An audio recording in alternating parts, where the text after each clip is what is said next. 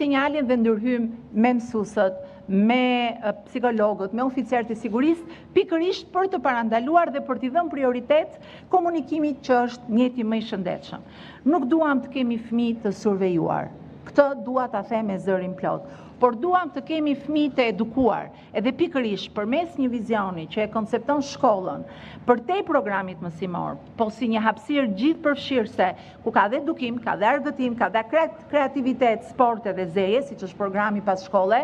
Pra akoma më rëndësishëm bëhet kjo, po të kemi parasysh që do të vazhdojë qëndrimi i fëmijëve në përshkolla përtej orës 12, përtej orës 1, përtej orës 2, dhe akoma më rëndësishëm bëhet kontrolli i hapësirave të sigurisë të këtyre fëmijëve, apo siç ishte projekti piloti fundit me 47 shkolla të Tiranës në shkollat verore, ku zgjasim kohën e qëndrimit të fëmijëve.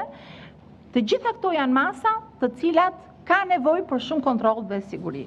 Të gjitha këto ndodhin sepse duam të kombinojmë teknologjinë me syrin e gjithë secilit. Kjo është siguria. Dhe qyteteve smart ju duhen njerëz smart. Prandaj Smart City është projekti i dur për shkollat tona.